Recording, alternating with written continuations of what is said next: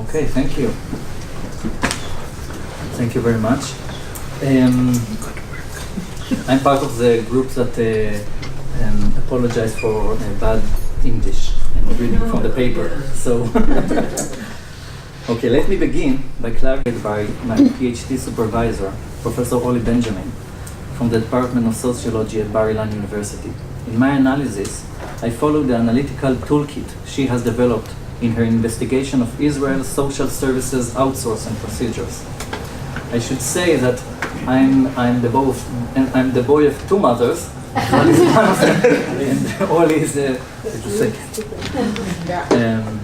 Okay, so in the Anglo-Saxon countries, managerial values began penetrating the institutional space of social work in Israel by the late 80s, promoting efficiency, innovation, cost retrenchment, and competitiveness. Most of the literature presents the encounter between managerialism and professional discourse as a subjugation of previously predominant professional discourses.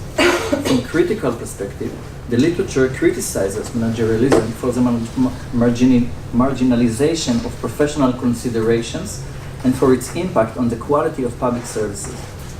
An alternative stream of literature proposes a hybrid encounter of mutuality and integration, creating pragmatic new professionalism, combining cost-benefit economic principles with professional principles. However, the literature did not provide a clear model for assessing the relative power positions of managerialism on the one hand and the professional discourse on the other hand in daily routines and practices taking place in the welfare offices. Consequently, it remains unclear whether the welfare offices are managed along managerial lines, downplaying professional discourses, or maintain some sort of hybrid dualism, allowing both discourses to empower each other.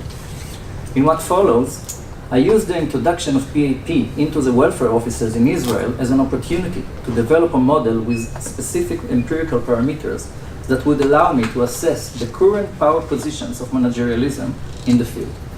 Does it subjugate the professional discourse or create a hybrid dualism with it? As a step forward towards such a model, I interviewed social workers in programs informed by PAP paradigm and examined their experiences using two research questions. What are the main experiences of social workers who adopt PAP in public services? And what can be learned from these experiences about the power relations between the hegemonic discourses in the field and the critical discourse of PAP? The study used an institutional ethnography approach, a research paradigm developed by Dorothy Smith, aiming to map organizational procedures through interviews with those who operate them. I interviewed 40 social workers placed all over the organizational scale, from field case worker to managers at the Ministry of Welfare headquarters. However, the material I present here is based on the interviews with field case worker, the street-level bureaucrats. Institutional ethnography is unique in its ability to simultaneously analyze different positions within the organizational hierarchy. Therefore, my findings provide a double perspective. First, the possibility to track forms of speech imposed in front of the worker to justify managerialist decisions using common and publicly accepted principles of professional discourse. This data allowed me to map the discursive coalition forged when managerialism arrogates the conservative discourse, using it as justifying instrument of cost retrenchment. Second, to trace subjective experiences of the case workers who adopt PAP principles, revealing the denial of recognition we all talk about recognition, that the workers exposed to once pursuing the critical practice. The discursive coalition documented here acquired its hold on the field by combining the cost retrenchment principles of managerialism with a conservative classification system of labeling and othering service users. In this way, the renunciation of responsibility towards service users is docked in the conservative labeling of service users as those who did not take sole responsibility for their condition. First case is presented by Yael, as she described discussions with her manager and the administrative official in charge of service user payments. Actually, we always feel those clashes. For instance, with my manager. It feels as if it's really hard for her to give material support. She would ask, why? How is this happening again? Why doesn't he work? This happens a lot, particularly with the payment officers who handle material support. You see, they consider themselves responsible, and they always question as if they constantly suspect service users of cheating them.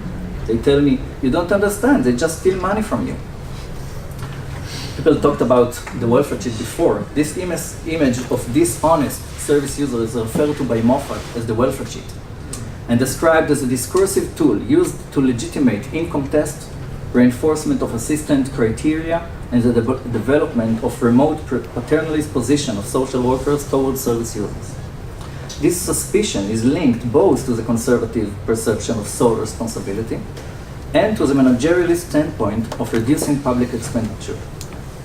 Another case presents the way the discursive coalition serves the worker to deal with the systemic pressure and the professional dissonance she experienced, inspired by critical discourse. In this case, I asked Orit how she works when she sees the need of a family in her care that does not have a formal systemic response. She says, first of all, frustrated. Second, a bit more frustrated. Then I start thinking. When there is no solution in the end, yes, it usually disappoints me because I feel it is a part that we as a system should supposed to provide, to give. Like, it sucks that I can't give it and we don't have it. After some time, as I get away from it, a day or two goes by and I think about it, then yes, I manage to understand many times that yes, we do have a lot of responsibility, but it's not all ours. Still, we're talking about independent people. Like, the parents are the ones who should take care. They the ones that should satisfy the needs of their children. And sometimes if the parent can or cannot provide it, it also means something about him as well. In this case, the worker is trapped in the gap between the critical discourse of PAP and its emphasis on standing by service users and the reality of actual resource she can provide to the families. This trap creates tension and frustration that in order to deal with, she must take a side. Here, the appropriate choice is produced by the normative requirements for personal responsibility, which allows her to overlook the systemic deficiency. Fairclough and Hyja describe discursive coalition as processes where discursive elements are translated to new fields and used to justify arguments needed in those fields. This study exposes a discursive coalition that binds conservative justifications based on othering of service users and systemic action of resource retrenchment based on managerialism. We can understand this coalition considering Evelyn Brodkin's conclusion that practices of exclusion and othering are used to protect field workers from the frustration of resource deficiency. Here, this discursive coalition grounds the power position of managerialism in the field by formulating it as innovative and essential. Despite the power of the conservative managerialist coalition, accounts of PAP discourse and practices are present in the worker descriptions. The reaction to this critical movement is described as personal and professional crises the workers experience, which I understand as different layers of denial of recognition. I start with conversation with Moria, who helped a woman to get public housing. After a long delay in her application, she helped her send a letter to the mayor, and 2 weeks later the woman got the housing solution she wanted. Moria: I got criticized because we sat in supervision and I mentioned it. Innocent me. And then my manager said, it's not working that way, it's not working that way. And another worker says, excuse me? You're dismissing my power, because if I say no, it's a no. Where is my authority? And I tell them, I hear it, and you are right, but at the same time, I prefer she'll see I stand with her in this, that I see her pain. This is very important for her. And I ask, and do you feel you convince them? No. Sometimes it actually creates tension. They always talk about professional, as if it's not professional. Now, there are things I don't tell. What, for example, you don't tell? I received a donation from the synagogue. I received a donation from the synagogue, and I went with this woman to the store because really they had no suitable clothing for the winter. I don't know if it's unprofessional or not, but if I think about it, it's super professional. But again, there are different opinions about that. These disagreements present the tension between the discursive coalition in the field, on the one hand, emphasizing institutional loyalty, clear distance between service users and workers, and resource control, and on the other hand, the critical discourse of PAPs she promotes, emphasizing the workers' position on the side of service users and their needs. In this case, these differences create experiences of isolation of the worker vis-a-vis her team that binds with concealing part of her work. Another layer of denial of recognition at a systemic level is related to emotional stress the workers describe regarding the critical practice. This burden is associated with the experiences of denial of recognition and thus strengthens its isolated consequences. Yael, for example, explained, I don't know if you can see it. There is something I have to say on the personal price we pay, a heavy price. Something in the soul, like sitting with you. When relationships are net professional, sometimes the work is easier. It's not lying on your soul now, it's not going home with you like. Even before working in the program, there were things I took home with me, but there is some sort of clearer boundary. When the relationship is kind of friendship, it's professional, but sometimes it's heavy. It sits on you, it's wearing. It's just 1,000 times more exhausting. As you get closer, people are sharing more things. They share more, we give more. We give more, we have more to do. It's just a lot more work, clearly. And if I'm a youth justice social worker, I get more money being on call. As a family case worker, we don't have it. And it's totally being always on call. And they don't see it and don't pay for it, and that's a problem. Sometimes it creates anger and weariness. These descriptions present the emotional implication of work characterized by the intensity and high availability of the worker where the pain of living in poverty intersect with the lack of systemic resources in the hands of the worker. Beyond this case presents a systemic failure of recognition in this reality and how it affects the worker. When the professional needs of proximity and high availability are ignored, the worker must carry these loads themselves, without systemic recognition. In this context, it is evident that failure to give systemic recognition into the workers translated into the worker's choice to relinquish critical practice. The findings indicate recognition, and especially the denial of recognition, as a marker of discursive power that hasn't been proposed in the literature. I will present 3 dimensions of recognition emerging from the findings: discursive recognition, interpersonal recognition, and institutional recognition. The first dimension of recognition is connected to the discursive coalition in the field and deals with discursive recognition. The workers describe how systemic response produced in front of critical practice establishes a discursive coalition that binds a conservative labeling system with managerialist practices of resource deprivation. Their experience of this coalition is disturbing and almost oppressive in the sense that there is no way to argue or create space for professional dialogue in front of it. In other words, the discursive coalition is experienced as uncontestable and decisive. The discursive logic of this coalition usually operates by normative means and minor forces. When the workers try to face this logic with critical arguments, they experience weakness and frustration. When this frustration connects to the message that denies their professional knowledge and experience, and sometimes even their ability to act as professionals on a personal level, the discursive denial of recognition is connected to experiences of social isolation, which signify the second dimension of recognition. So this dimension deals with interpersonal recognition. This layer relates to experience of social isolation and the denial of personal and professional recognition the worker described in the context of doing poverty-aware social work. The workers described several cases indicated isolation, disagreements, and negative labeling they get from their teammates.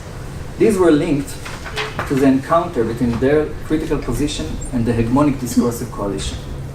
The worker described how experiences of isolation have led them to cover part of their work, keeping their professional choices and action behind the scenes. This experience of isolation is consistent with Orly Benjamin's description of erasure of professional standpoint in front of managerial discourse. In her study, this erasure is operated under the process of standardization and budgeting and produced by high managerial officers, while in my research, the erasure is manifested inside the family, between the worker and her teammates. This may explain the emotional burden they experience here. The translation of denial of recognition from the interpersonal field to the institutional field informs the third dimension of recognition, which deals with institutional recognition. On this level, the findings point to cases in which the welfare system ignores structural elements that will enable critical practice. The analysis rates institutional disregard of professional needs, such as flexible working hours calculation system or on-call hours payment, required in PAP practice. Thus, the system produces a lack of recognition that is linked to the difficulty of maintaining this practice over time.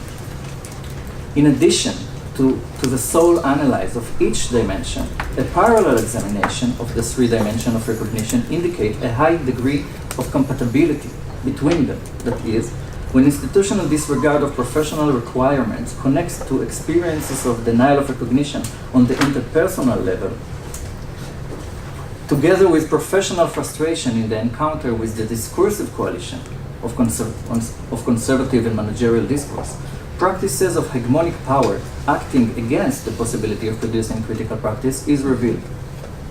Finally, I propose a model that then connects the dimension of recognition presented as salient parameters in examining the power relation between opposing discourses. In order to use dimensions of recognition as parameters and signifiers of discursive power position, I address three dimensions of recognition, and more specifically, the range between recognition and denial of recognition. First, the dimension of discursive recognition. This dimension deals with the justification for professional action at the field level. This is the expression of status and relative power which different discourses possess in the worker's immediate field. In this dimension, the manner in which the hegemonic or familiar position is presented and formulated in the field is examined. Is it presented as normative and well-known in a way that denies the worker's opinion only by presenting itself? Is it presented as an equal option? What is the degree of dialogue or the space for professional discussion that exists between these professional worldviews? In other words, we must examine the possible dialogic space between professional discourses and how it is relevant for the worker. This dimension can vary from a hierarchical, decisive encounter on the one hand to a dialogic enabling encounter on the other. Martin Hager describes the power relations between hegemonic and critical discourses and claims that the degree of rationality attributed to the player presenting the emerging discourse, in our case PAP discourse, is an indicator of the acceptability of this discourse in the field. The discourse of recognition dimension presented here includes Hager's indicator of rationality of the player, but adds to it the manner of rejection and acceptance of their words and the space for dialogue between different justification and standpoints.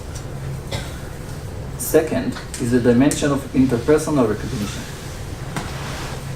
This dimension refers to recognition expressions in the relationships of the worker who adopts critical practice with her direct professional environment. In other words, the degree to which the worker experiences connection, familiarity, and sense of partnership on the one hand versus social isolation on the other, in the encounter with her teammates, her principal, and other colleagues in the field. A central aspect in this dimension refers to the direct support she receives for her practice. The findings indicate that the choice to stand side by side with service users explain to the participant view the social isolation they suffer. The literature describes various cases in which exclusion, personal contempt and marking of workers as irrational or inappropriate are used to reject professional discourses in favor of managerialism. This dimension adds to these studies the formulation of these dynamics as an indicator for a discursive power position. Third, institutional recognition is examined according to the extent critical practice requirements are met formally. For example, the system can recognize or ignore the specific supervision needs associated with a particular practice or structural requirements related to the nature of relationship with service users. This dimension examines the level of systemic support or disregard of resources needed for critical practice. This dimension will range from ignoring on the one hand to recognition and institutional support on the other. This dimension of institutional recognition and the implication of neoliberal reforms on public service in the context of the structural and material aspect of the system have been documented extensively in the literature, with the material erosion of public service institution as evidence of neoliberal power over the public sphere. However, this dimension is usually examined in broad context of budgeting of public services.